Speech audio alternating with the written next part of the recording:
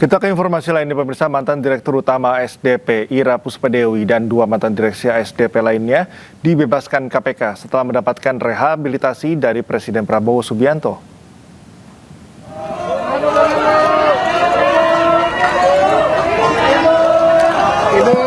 Ira Puspadewi dan dua mantan direksi lainnya, yakni Muhammad Yusuf Hadi dan Hari Muhammad Hadi Caksono, keluar dari rutan KPK sekitar pukul 5 sore. Ketiganya keluar dari bui KPK di bawah pengawalan ketat aparat kepolisian. KPK membebaskan ketiga mantan petinggi ASDP ini setelah menerima salinan keputusan rehabilitasi dari Presiden Prabowo Subianto. Sebelum mendapat rehabilitasi, ketiga petinggi ASDP ini divonis bersalah dalam kasus korupsi akuisisi PT Jembatan Nusantara sebesar 1,25 triliun rupiah. Dalam momen ini, Ira mengucapkan terima kasih khususnya kepada Presiden Prabowo.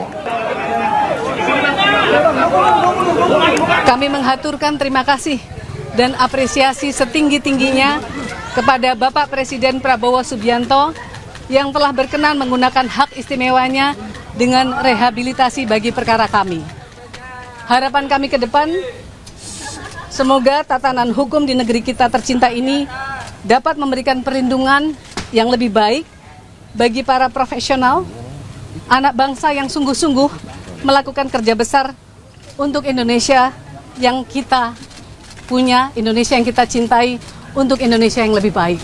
Terima kasih semuanya, mohon doa, semoga kita semua bekerja sama sebagai anak bangsa yang memberikan yang terbaik untuk bangsa ini. Pemirsa, ribuan warga antri berjam-jam demi mendapat bantuan langsung tunai Rp900.000 di sejumlah kantor pos di Jakarta. Meski antri berjam-jam, warga mengaku senang bisa mendapat bantuan untuk membantu memenuhi kebutuhan sehari-hari.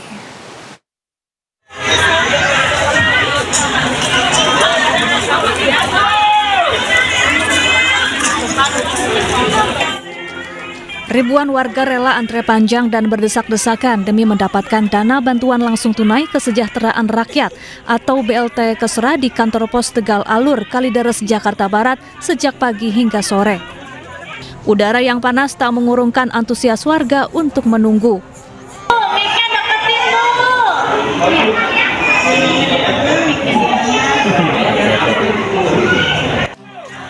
Uang BLT Rp900.000 yang diterima diakui warga sangat berguna untuk memenuhi kebutuhan sehari-hari.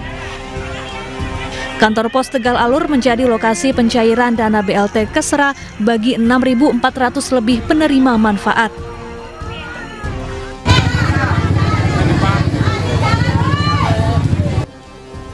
Antrean juga membeludak di kantor pos Percetakan Negara Jakarta Pusat.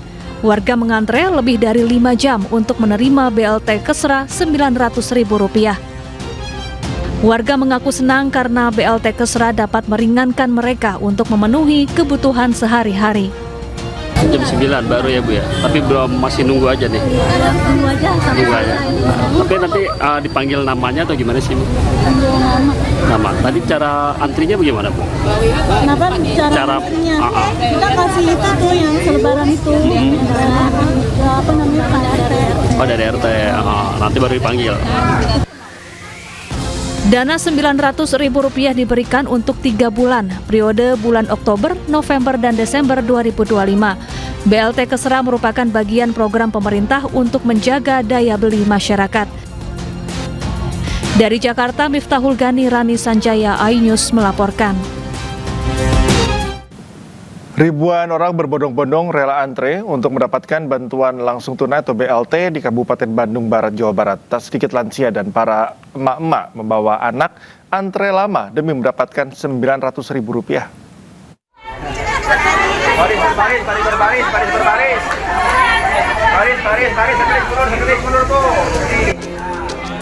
Ribuan warga di Kecamatan Padalarang, Kabupaten Bandung Barat, antusias mencairkan bantuan langsung tunai kesejahteraan rakyat. Sejak pukul 6 pagi, warga didominasi emak-emak dari beragam profesi ini antri berjam-jam untuk memverifikasi data di kantor pos Padalarang. Padahal petugas sudah membagi jadwal pembagian BLT ini sesuai dengan RT RW masing-masing. Akibatnya terjadi penumpukan di pintu masuk kantor pos. Apalagi tak sedikit penerima manfaat ini adalah kaum lansia dan ibu yang membawa anak yang akhirnya kelelahan mengantri lebih dari 1 jam demi mendapatkan uang Rp900.000. Wah, lama. Ya lama ya ngantrinya ya. Udah berapa kali dapat bantuan ini, Bu? Baru sekarang. Oh, baru sekarang. Iya, baru sekarang itu RW 2. RW baru. Sebelumnya nggak Baru pernah yang dapat. RW yang itu mah nggak ngasih. Oh, berarti baru kali ini yang Baru dapatnya. sekarang. Baru pertama ini. Bantuannya untuk apa nantinya? Buat kebutuhan sehari-hari? Untuk sehari-hari aja. Lah ibu mah nggak punya suami. Oh, iya. Meninggal. Di Kecamatan Padalarang sendiri tercatat ada sekitar 16.000 penerima manfaat BLT. Hampir 40% penerima adalah warga yang baru pertama kali menerima BLT karena adanya perbaikan data administrasi serta pergantian kepengurusan RT maupun RW setempat. Dari Kabupaten Bandung Barat, Jawa Barat, Dono Wahyu, iNews melaporkan.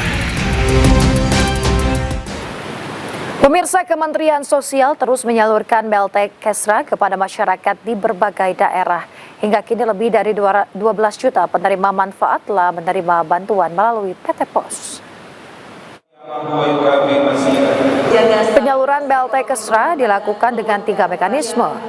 Melalui kantor pos, penyaluran berbasis komunitas dan juga diantar langsung untuk penerima lanjut usia atau sedang sakit. Setiap penerima mendapatkan bantuan sebesar Rp900.000. Menteri Sosial Saifullah Yusuf menjelaskan selain menyalurkan bansos, Kemensos dan juga PT Pos juga menjalankan program sekolah rakyat yang membuka kesempatan beasiswa bagi lulusannya di Universitas Logistik Bisnis Internasional. PLT Dirut PT Pos Haris menegaskan penyaluran di berbagai daerah terus berjalan dan total penerima nasional sudah melampaui 12 juta orang.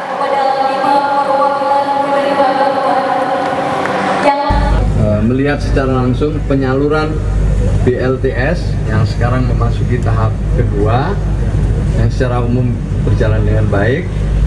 Yang kedua, kami melakukan MOU di mana PT Pos akan memberikan dukungan kepada sekolah rakyat melalui beberapa program. Realisasi sudah dari alokasi yang disampaikan mulai tahap 1 dan tahap 2 ada total sampai 12.285.359, yang 600 adalah untuk daerah 3T. Saat ini sudah terrealisir 62,37% ya teman-teman. Jadi ada sudah tersalur 7,6 juta. Kami punya PR tinggal menyelesaikan 4,6 juta lagi. Target kami insya Allah di akhir November ini. Menteri Keuangan Republik Indonesia Purbaya Yudi Sadewa ancam bekukan Direktorat Jenderal Bea dan Cukai jika gagal memperbaiki kinerjanya yang kini bercitra buruk di mata masyarakat hingga pimpinan tertinggi. Jika dalam setahun tak ada perbaikan, pemerintah membuka potensi masalah kepabeanan dan cukai di Indonesia dialihkan ke perusahaan swasta asal Swiss SGS.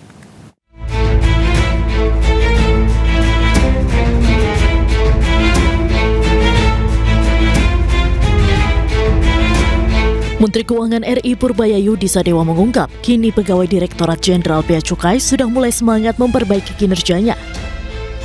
Meski demikian, melihat banyak modus nakal yang dilakukan sejumlah oknum dan mencoreng citra institusi Bea Cukai, Purbaya mengancam bakal bekukan Ditjen Bea Cukai dan merumahkan 16.000 pegawainya.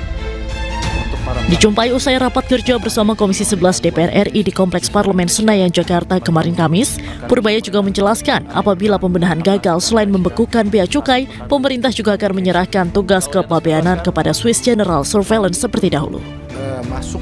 Jadi kita harus perbaiki dengan serius. Saya bilang dengan mereka, saya sudah minta waktu ke Presiden 1 tahun untuk nggak diganggu dulu. Saya biarkan saya beri waktu saya untuk memperbaiki Bea Cukai. Karena ancaman serius. Kalau kita Bea Cukai nggak bisa memperbaiki kinerjanya dan masyarakat masih nggak puas, Bea Cukai bisa dibekukan diganti dengan SGS. Sementara itu, guna memperbaiki kinerja Bea Cukai, berbagai unit telah meningkatkan kinerja dan tata kelola internal dalam beberapa bulan terakhir. Bahkan, selain tekanan struktural dan regulasi, Purbaya juga mengandalkan teknologi kecerdasan AI untuk kurangi peluang praktik nakal di lapangan. Tim Liputan iNews melaporkan.